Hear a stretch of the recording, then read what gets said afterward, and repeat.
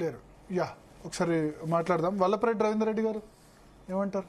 సరే, ఇప్పుడు మీరు ముందుగా జీ న్యూస్ యాజమాన్యానికి, భరత్ గారికి, తర్వాత నాతోటి సహోదరులైన శ్రీనివాస్ గౌడ్, తర్వాత శ్రీనివాస్ రెడ్డి, తర్వాత శరత్ అన్నగారికి, అందరికీ నా హృదయపూర్వక నమస్కారాలు తెలియజేస్తూ, మీరు ఒక చర్చ, ఒక మంచి సుహృద్భావ వాతావరణం కొరకు, గ్రామీణ వాతావరణంలో అన్నదమ్ముల్లాగా కలిసి జీవించేటువంటి వాతావరణం చెడగొట్ట వరుసలు పెట్టి పిలుచుకుంటారు. వరుసలు పెట్టి అంతే పిలుచుకుంటారు, బాబాయ్ మామ ఇట్లా పిలుచుకుంటారు. కానీ ఈ రకమైన వాతావరణం ఉండాలని కోరుతూ ఈ చర్చ పెట్టడం ప్రత్యేకంగా మీకు మరీ నేను నమస్కారాలు తెలియజేస్తున్నా.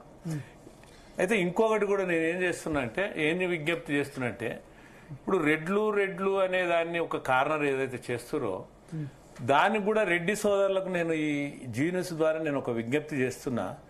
సంవిధానం పాటించమంటున్నా, సమయస్ఫూర్తిగా వ్యవహరించమంటున్నా, తర్వాత రెచ్చిపోవద్దంటున్నా. ఎందుకంటే మనం కుట్రలో భాగస్వామ్యం కావద్దు. ఇప్పుడు రాజకీయ పార్టీలు ఆడేటువంటి క్రీడ కానీ, తర్వాత ఏదైతే కులాన్ని ఉపయోగించుకొని కొంతమంది పెత్తనం కొరకు చేసేటువంటి క్రీడలు కానీ మనం ఎవరం భాగస్వాములు కావద్దు. అందుకనే ముఖ్యంగా నేను రెడ్డి సోదరులకు నేను విజ్ఞప్తి చేసేది ఏంటంటే, మన జీనియస్ వేదిక ద్వారా ఎట్టి పరిస్థితుల్లో కూడా సంయమనం పాటించాలి. తర్వాత ఈ యూట్యూబ్, మన వాట్సాప్లో కానీ, ఇంకోటి కానీ, పోస్టులు కానీ, ఇవన్నీ ఎక్కడ కూడా బీసీ సోదరులకు కానీ ఎవరికి కానీ వ్యతిరేకంగా పెట్టవద్దని నేను ఈ వేదిక ద్వారా విజ్ఞప్తి చేస్తున్నాను మొదటగా. ఇక రెండో పాయింట్ విషయానికి వస్తే, ఇప్పుడు చెప్తున్నాం, నేను మొదటి నుంచి కూడా చెప్తున్నా, రిజర్వేషన్లకు రెడ్లు కానీ అగ్రకులాలు కానీ వ్యతిరేకం కాదు. అదే విధంగా రిజర్వేషన్ల పెంపుకు కూడా వ్యతిరేకం కాదు. ఇది కూడా కాదు, అనుకూలం కూడా కాదు. అనుకూలం కాదంటలేను, అనుకూలమే. పెంపుకు కూడా వ్యతిరేకం కాదు. నేను స్పష్టం చేయదలుచుకున్నా, ఎందుకంటే ఈ వేదిక ద్వారా నేను స్పష్టం చేయదలుచుకున్నా. విపరీత బుద్ధి వినాశనం ఉన్నట్టుంది.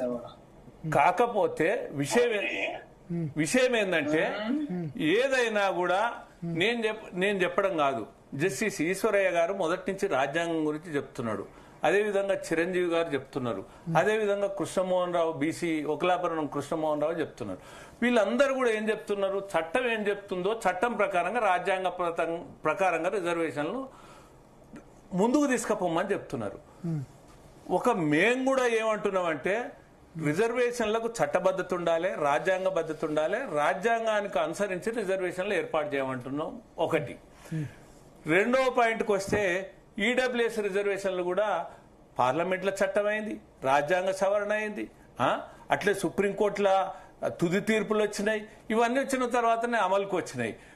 ఇంకొకటి కూడా ఏంటంటే, బీసీ సహోదరులు కొంతమంది దీని మీద అపోహలు కల్పించడానికి అనేక ప్రయత్నాలు చేస్తారు. ఈడబ్ల్యూఎస్ రిజర్వేషన్లు చట్టం 103 రాజ్యాంగ సవరణ చేసినప్పుడే ఎస్సీలకు కానీ, ఎస్టీలకు కానీ, బీసీలకు కానీ ఎవరికి కూడా నష్టం కానీ కష్టం జరగకుండా, వాళ్ళకి ఎలాంటిది ఇబ్బంది లేకుండానే ఈ రిజర్వేషన్లు ప్రత్యేకంగా 10% పెంచడానికి, అది కూడా అప్ టు 10% అని ఇచ్చారు. అంటే పరిస్థితులను బట్టి, ఒక్కొక్క రాష్ట్రాన్ని బట్టి పెంచుకోవచ్చు అని ఇచ్చారు. అటువంటి అప్పుడు ఎక్కడ కూడా లేదు. తర్వాత కోర్టు విషయానికి వస్తే, కోర్టుకు పోయినండి. కోర్టుకు అనేది అది ఎవరు ఆపేది కాదు. అంటే నేను మాధవరెడ్డి పోవచ్చు, రేపు ఎల్లారెడ్డి పోవచ్చు, పుల్లారెడ్డి పోవచ్చు. అట్లంటే ఈడబ్ల్యూఎస్ రిజర్వేషన్ల కింద ఆంధ్రప్రదేశ్లో ఎంబీబీఎస్ సీట్లు వస్తే దాని మీద కోర్టుకు ఎట్లిస్తారని పోయారు. ఎవరిని మనం ఇట్లా ఎందుకు పోయినాం అనేది కాదు. ఇక్కడ వచ్చిన సమస్యలు ఏమొచ్చిందంటే, రాజ్యాంగబద్ధంగా ఏర్పాటు చేయాల్సినటువంటి రిజర్వేషన్లు ఎవరు చేస్తలేరు, ఎందుకు చేస్తలేరు, అది అడగాల్సిన ప్రభుత్వాన్ని అడగాల్సింది. ఇది ఒక కులాల మీద నిందలేయడం కరెక్ట్ కాదని నేను ఈ వేదిక ద్వారా నేను ఒకసారి శరత్ గారు